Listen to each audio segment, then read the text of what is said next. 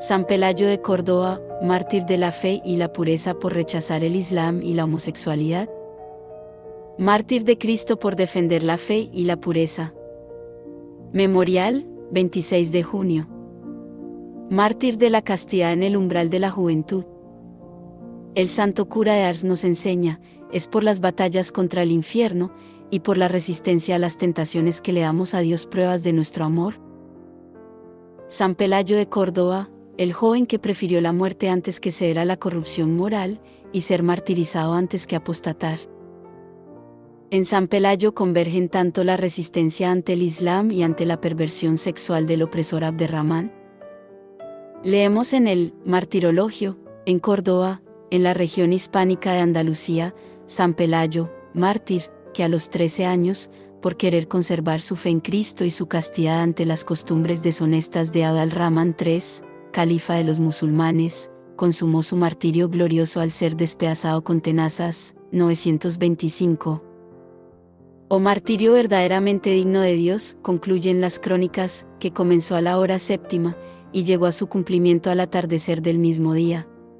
El Santísimo Pelayo, a la edad aproximada de 13 años y medio, sufrió el martirio según se ha dicho, en la ciudad de Córdoba, en el reinado de Abderramán, sin duda un domingo, a la hora décima, el 26 de junio en la era de 925.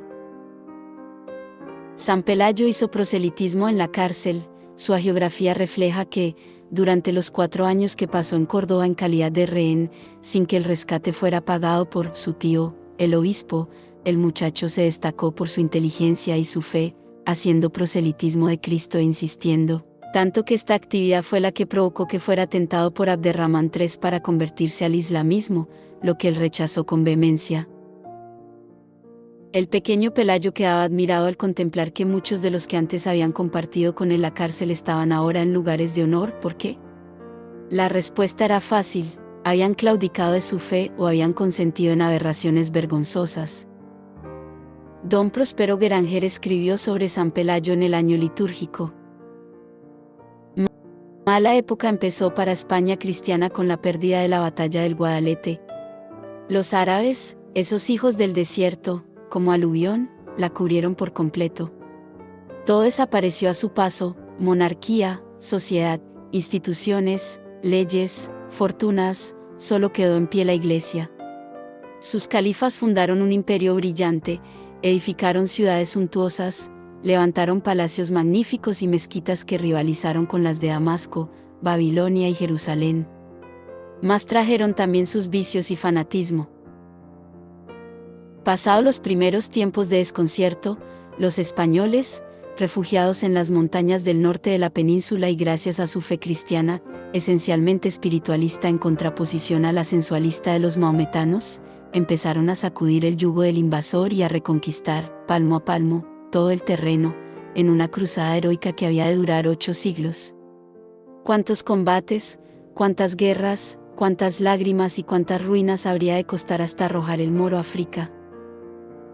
Precisamente en los primeros años del siglo X los reyes de León y Navarra, en su empeño de ir desalojando al árabe de sus posiciones, se atrevieron a desafiar al inmenso poderío del califa de Córdoba, Abderramán III.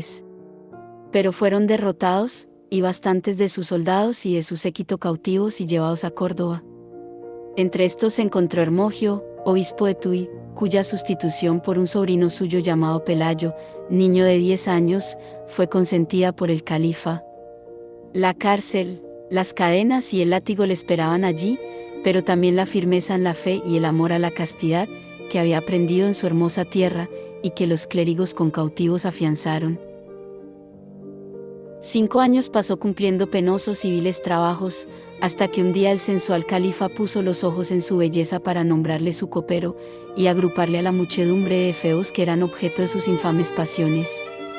Presentado al califa cordobés, le dijo este: niño, grandes honores te aguardan, ya ves mi riqueza y mi poder, pues una gran parte de todo ello será para ti.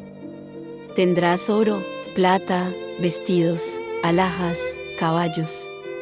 Pero es preciso que te hagas musulmán, como yo, porque he oído que eres cristiano, y que empiezas ya a discutir en defensa de tu religión. Con serenidad y energía contestó el muchacho: Sí, oh rey, soy cristiano, lo he sido y lo seré. Todas tus riquezas no valen nada. Es posible que Abderramán no comprendiera toda la decisión que había en esta respuesta, la gracia del muchacho y el encanto de su voz le cegaban. Llevado de su instinto brutal se adelantó hacia él y le tocó la túnica con las manos. Lleno de ira, el santo adolescente retrocedió diciendo: «Atrás, perro, ¿crees acaso que soy como esos jóvenes que te acompañan?». Y al mismo tiempo hizo añicos su túnica de seda. «Llevadle de aquí», dijo el príncipe, «y educadle mejor, si podéis, de lo contrario, ya sabéis lo que merece». Vinieron después los ruegos y las amenazas, pero nada pudo vencer el amor heroico del mártir. Pelayo decía sin cesar: «Señor, líbrame de las garras de mis enemigos». Colocado en una máquina de guerra, fue lanzado desde un patio del alcázar hasta el lado opuesto del río, y, como todavía diese muestras de vida, un negro de la guardia le cegó la cabeza. Recogidas sus reliquias por los cristianos, fueron llevadas a Oviedo y puestas en un arca por Fernando I, que entregó a un monasterio de benedictinas, que todavía subsiste. Súplica a San Pelayo por España: «Oh Pelayo, cuán grande es tu gloria en el cielo». Con Justo y Pastor, con Dominguito del Val, con Eulalia y Julia y con Flora formas un manojito de encendidos claveles y de blancas azucenas digno de presentarse al Rey de la Gloria. Ni la brillante corte del califa de Córdoba, ni sus deslumbrantes promesas engañaron tus ojos. Preferiste a esos engañosos y caducos placeres la incomparable gloria prometida por Jesucristo a los que dan su vida por él. Acuérdate de pedir por España, libre ya de musulmanes pero no de marxistas, para que conserve su fe. Sobre todo ruega por la juventud, cuya fe trata de pervertirse con doctrinas de perversas filosofías, y cuya castidad se encuentra amenazada por un sensualismo pagano. San Antonio de Padua, confesor y doctor de la Iglesia, nos enseña: estos son los 7 candelabros que iluminan a todas las iglesias, reunidas por el Espíritu de la Gracia Septiforme, en medio de las cuales el prelado, a semejanza del Hijo del Hombre, o sea, de Jesucristo, debe caminar en la pobreza, en la humildad, en la obediencia, vestido del alba blanca. El alba es la túnica talar, que llevaba Aarón, y significa la castidad del cuerpo, a la que se debe unir la pureza del corazón. Son innumerables los santos mártires y víctimas de las persecuciones del Islam a la Santa Fe de Cristo. Entre ellos tenemos, por ejemplo, San Argimiro, Santa Columba, San Eulogio, Santa Flora, San Gumersindo, San Pelayo, San Rodrigo, San Perfecto, San Pedro Armengol, entre muchos otros valientes mártires católicos que sellaron con su sangre el testimonio de la fe. Pidámosles que nos protejan de la apostasía de Bergoglio. La agenda anticatólica de Jorge Mario Bergoglio está desafiando abiertamente al Dios verdadero, promueve la invasión musulmana y la ideología de género marxista. En Argentina, Bergoglio ya había traicionado la fe. Santo Tomás de Aquino enseña, asimismo, si alguien adorara el sepulcro de Mahoma, sería considerado como apóstata. Escuchemos estas 2 citas de San Alfonso de Ligorio donde denuncia la falsa religión del Islam. El Islam promete un paraíso carnal. El paraíso de los maometanos, sin embargo, solo es apto para bestias, pues el asqueroso placer sensual es todo lo que el creyente debe esperar allí.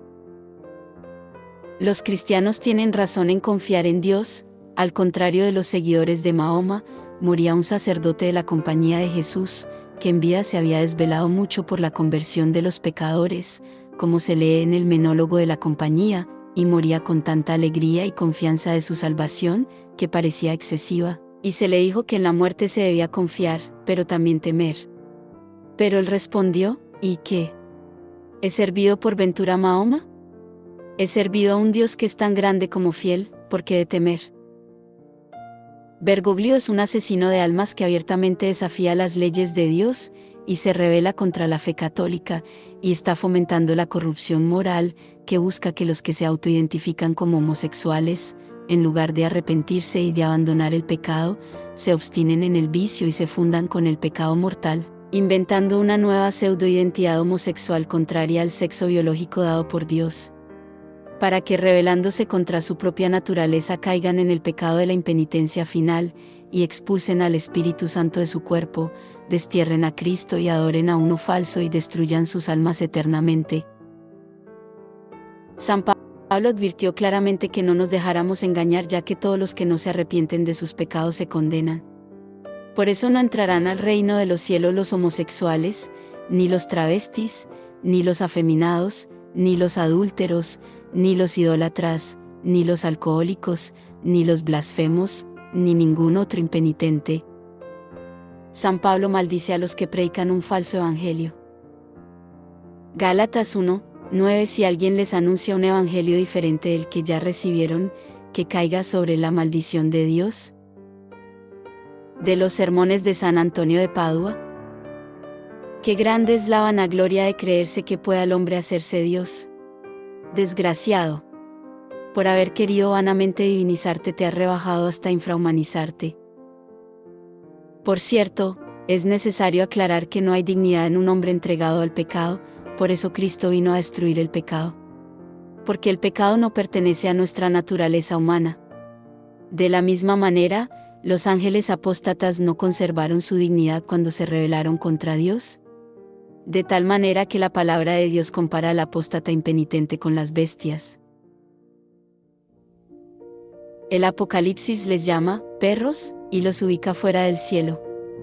Apocalipsis 22,15. Pero afuera se quedarán los perros, los hechiceros, los que cometen inmoralidades sexuales, los asesinos, los idólatras y todo el que ama y practica la mentira. Tanto es así que el Apocalipsis llama al falso profeta bestia, también conocido como el hijo de perdición y también como el hombre sin ley, porque usurpando el lugar de Dios desafía la ley de Dios. Leemos en la primera carta a Timoteo 1:9-10.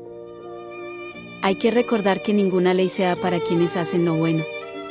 La ley tiene en cuenta a los rebeldes y desobedientes, a los malvados y pecadores, a los que no respetan a Dios ni a la religión, a los que matan a su padre o a su madre, a todos los asesinos, a los que cometen inmoralidades sexuales, a los homosexuales, a los traficantes de esclavos, a los mentirosos y a los que juran en falso, es decir, a los que hacen cosas que van en contra de la sana enseñanza. Leemos en Deuteronomio 11:17, no deberá haber ramera entre las hijas de Israel, ni deberá haber sodomita entre los hijos de Israel. Primera de Reyes 15:11-12, y Asa hizo lo recto ante los ojos del Señor, como David su padre lo hizo. Y sacó a los sodomitas de la tierra y quitó todos los ídolos que sus padres habían hecho. La palabra de Dios enseña claramente que ningún sacerdote tiene derecho a cometer sacrilegio eucarístico. No deis lo santo a los perros ni arrojéis vuestras perlas delante de los puercos.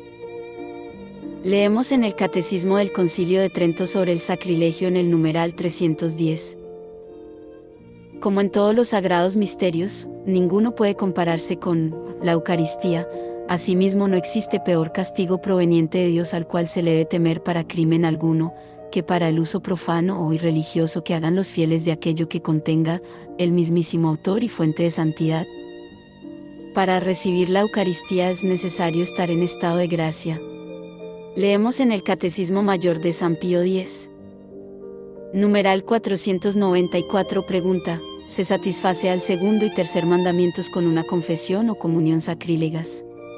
La respuesta es no. Quien hiciese una confesión y comunión sacrílega no satisfaría al segundo y tercer mandamientos de la Iglesia, porque la intención de la Iglesia es que recibamos estos sacramentos para el fin que fueron instituidos, que es nuestra santificación. Leemos en la Catena Aurea un texto atribuido a Crisóstomo. Había mandado el Señor, antes de ahora, amar a los enemigos y hacer bien a los que nos aborrecen y hacen mal, y para que los sacerdotes no piensen que también deben concederles las cosas divinas, les advirtió sobre esta idea, diciendo, no deis lo santo a los perros, como si dijese, os he mandado amar a vuestros enemigos y hacer bien a los que os perjudican con vuestros bienes materiales. Pero no con vuestros bienes espirituales, porque vuestros enemigos son iguales a vosotros en cuanto a la naturaleza, no en cuanto a la fe. Dios concede los beneficios terrenos lo mismo a los dignos que a los indignos, pero no así las gracias espirituales. Leemos en la Catena Aurea Rábano. O bien los perros son aquellos que han vuelto a su vómito, y los puercos los que, aún no convertidos, se revuelcan en el cieno de los vicios. Ver Proverbios 26.11, segunda carta de San Pedro 2 y 22. San Remigio advierte en la Catena Aurea. Hay también de todos los que se acercan a la sagrada mesa con maligna y manchada conciencia. Porque aunque no entreguen al Salvador a los judíos para que lo crucifiquen, lo entregan como alimento a sus inicuos miembros. Y para explicarlo más añade, más le valiera a aquel hombre no haber nacido. Este tipo de sacrilegios es lo que ocasiona la abominación de la desolación. Leamos al profeta Daniel 8 y 12: y el ejército será entregado al cuerno junto con el sacrificio continuo a causa de la transgresión, arrojará por tierra la verdad y hará su voluntad y prosperará. Daniel 11 y 31: y se levantarán de su parte tropas que profanarán el santuario y la fortaleza, y quitarán el continuo sacrificio, y pondrán la abominación desoladora. Leemos en la segunda carta de San Pedro 2: y muchos irán en pos de las lascivias de ellos, por quienes el camino de la verdad blasfemado será. En esta segunda carta el apóstol San Pedro relaciona el castigo de estos falsos pastores con el castigo de los ángeles apóstatas y de los somitas, comparándolos con el perro que vuelve al vómito y la puerca lavada que se revuelca en el lodo. San Alfonso María de Ligorio advirtió que el vicio de la impureza lleva consigo también la obstinación. San Pedro llama a este vicio un pecado incesante. Tienen los ojos llenos de adulterio y nunca cesan de pecar, segunda de Pedro 2 y 14. La impureza se llama el pecado sin cesar a causa de la obstinación que lo induce. La Biblia advierte que el cristiano impenitente que sigue pecando pisotea la sangre de Cristo. Y por obstinarse en seguir pecando lo único que le espera es la condenación eterna. Carta a los Hebreos 10 y 26: advertencia al que peca deliberadamente. Porque si seguimos pecando intencionalmente después de haber conocido la verdad, ya no queda más sacrificio por los pecados, solamente nos queda la terrible amenaza del juicio y del fuego ardiente que destruirá a los enemigos de Dios. Cuando alguien desobedece la ley de Moisés, si hay 2 o 3 testigos que declaren contra él, se le condena a muerte sin compasión.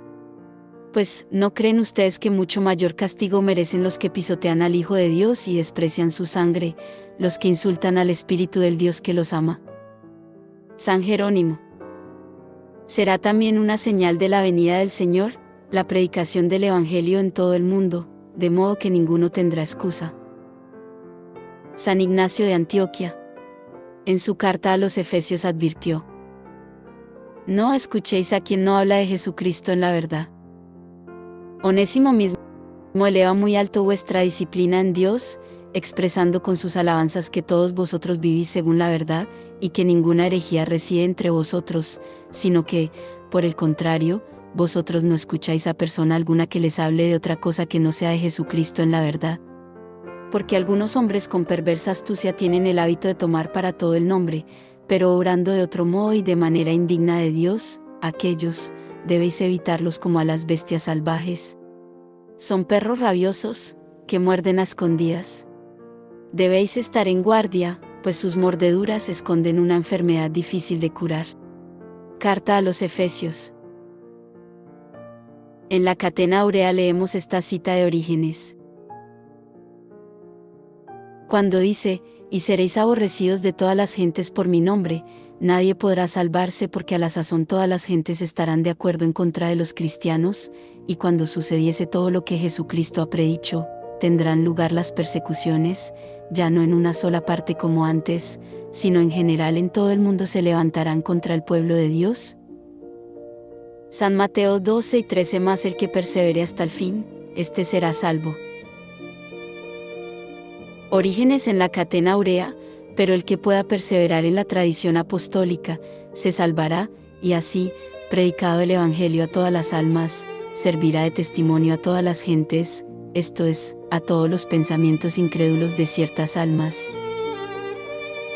San Juan Crisóstomo comentó: después los separa hasta el lugar, pues sigue, y colocará a las ovejas a la derecha, y los cabritos a la izquierda.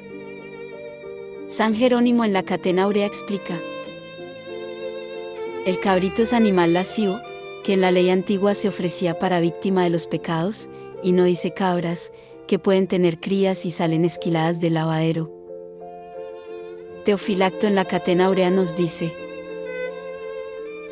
después que venga el anticristo, los hombres se harán lascivos, entregándose a los vicios más enormes, según aquellas palabras del apóstol, segunda de Timoteo 3,4, los que son más amantes de sus pasiones que de Dios.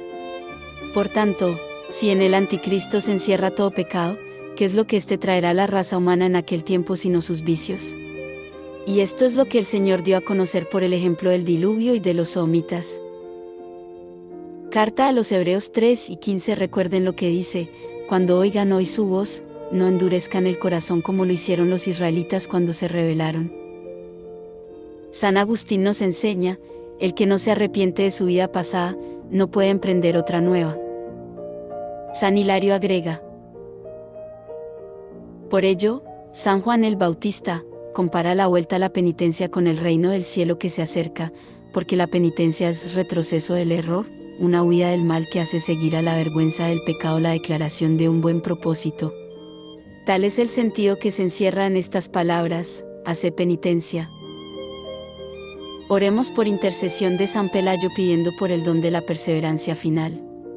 Y hagamos nuestras estas hermosas palabras de la carta a los Hebreos 10:38. Mas nosotros, hermanos, no somos de los hijos que desertan de la fe para perderse, sino de los fieles y constantes para poner a salvo al alma, y asegurarle la eterna gloria.